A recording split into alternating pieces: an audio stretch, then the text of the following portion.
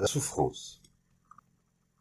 Comme nous avons peur du nouveau, de l'inconnu, nous aimons rester enfermés dans nos habitudes, notre routine, nos querelles et nos angoisses.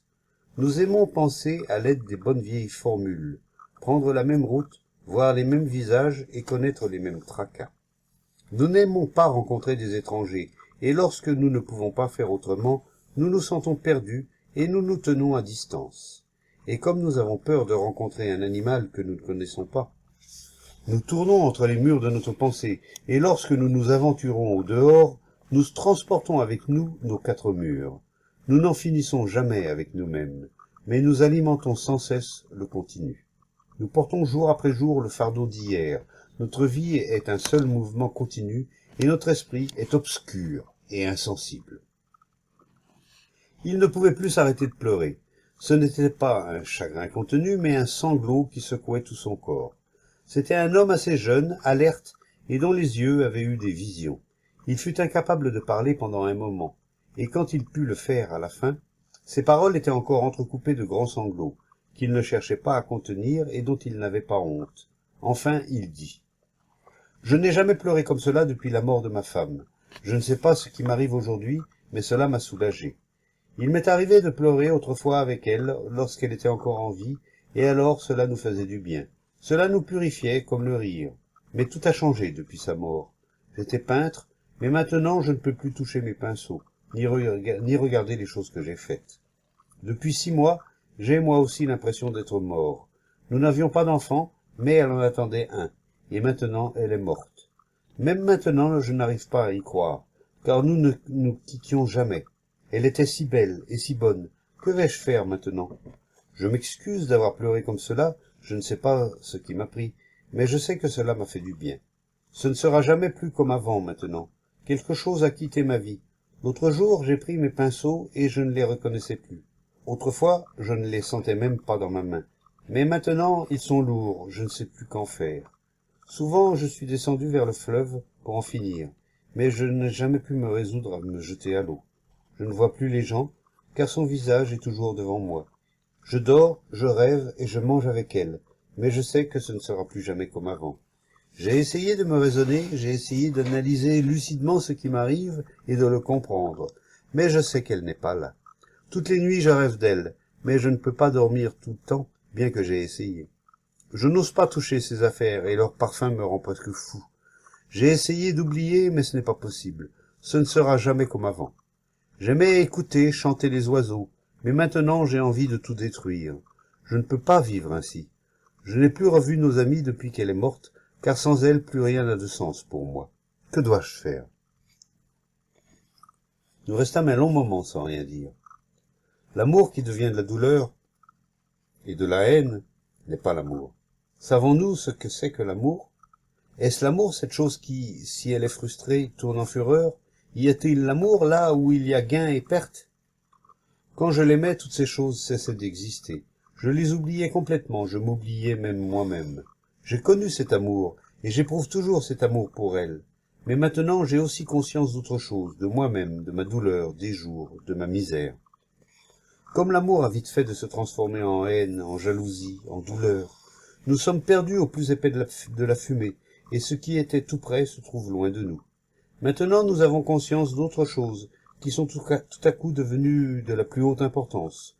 Nous avons maintenant conscience d'être seuls, sans compagne, sans le sourire et les querelles familières. Nous avons maintenant conscience de nous-mêmes, et pas seulement de l'autre. L'autre était tout, et nous rien. Maintenant, l'autre n'est plus, et nous sommes ce qui est. L'autre est un rêve, et la réalité est ce que nous sommes. L'autre fut-il jamais réel, ou un rêve que nous avions créé, vêtu de la beauté de notre propre joie qui bientôt s'évanouit? Ce qui s'évanouit est la mort, et la vie est ce que nous sommes. La mort ne peut pas toujours recouvrir la vie, quelque désir que nous en ayons. La vie est plus forte que la mort. Ce qui est plus fort que ce qui n'est pas. Comme nous préférons la mort à la vie, il est si agréable de refuser la vie, d'oublier. Lorsque l'autre est, nous ne sommes pas. Lorsque l'autre est, nous sommes libres, sans inhibition. L'autre est la fleur, le voisin, le parfum, le souvenir. Nous désirons tous l'autre, Nous nous identifions tous à l'autre. C'est l'autre qui est important. Ce n'est pas nous. L'autre est le rêve de nous-mêmes.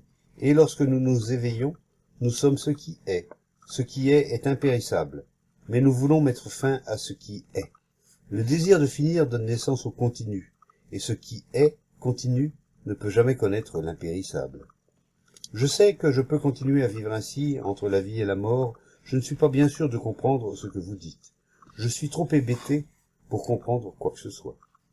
N'avez-vous pas souvent remarqué que, bien que vous ne prêtiez pas toute votre attention à ce qui se dit ou à ce que vous lisez, il y a cependant quelque chose qui écoute en vous, peut-être inconsciemment, et qu'à votre insu vous avez reçu ce qui était dit ou ce qui était écrit.